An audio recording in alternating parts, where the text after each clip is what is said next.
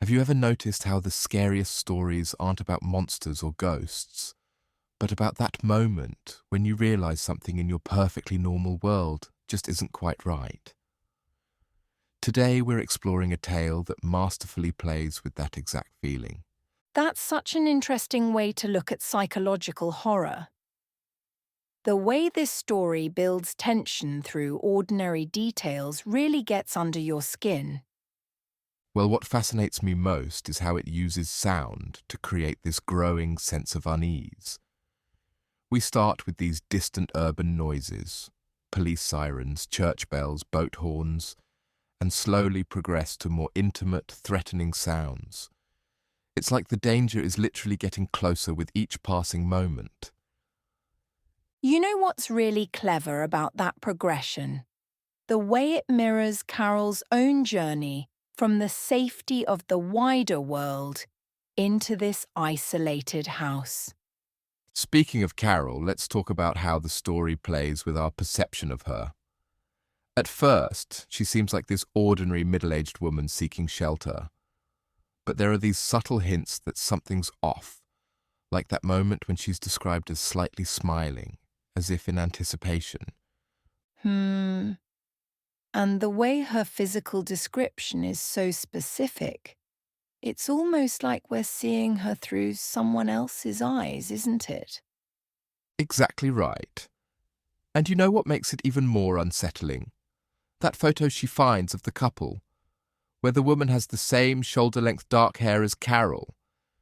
It's like we're being shown two versions of reality, but we can't quite tell which one is true.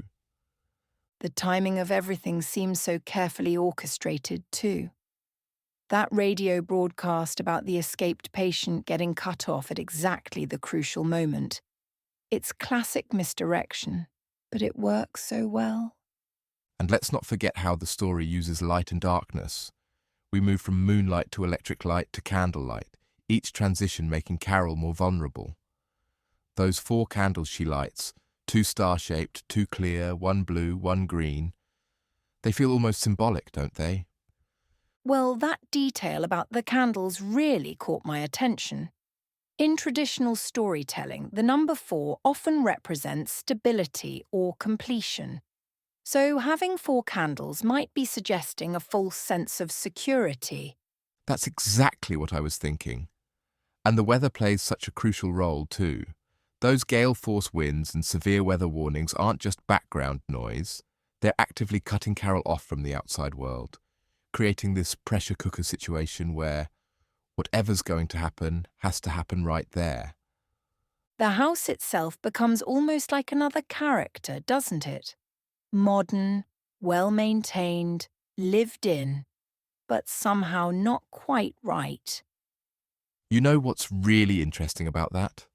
The way Carol moves through the space suggests someone both familiar with and foreign to it.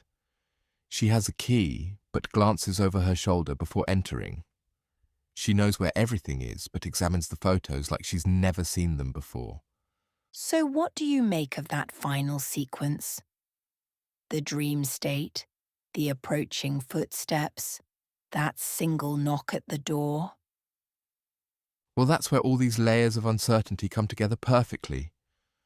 When Carol falls asleep, we don't know what she's dreaming about, but we know something's happening in her mind. Then those very real footsteps approach, and that single knock comes, and we're left wondering, is Carol in danger from whoever's outside? Or is she the danger, and whoever's outside is coming to help? The way it leaves us hanging really forces us to question everything we've assumed about the situation. And that's what makes this such effective psychological horror. It's not about what might jump out of the darkness. It's about making us question who Carol really is, what she's doing in that house, and whether we should be afraid for her or of her. The story gives us all the pieces but arranges them in a way that could support multiple interpretations. The whole thing really is a masterclass in building suspense through layers, isn't it? Absolutely right. And you know what's really brilliant? The way it taps into our fundamental fears about identity and safety. We all want to believe we can trust our perceptions, that we know who's dangerous and who isn't.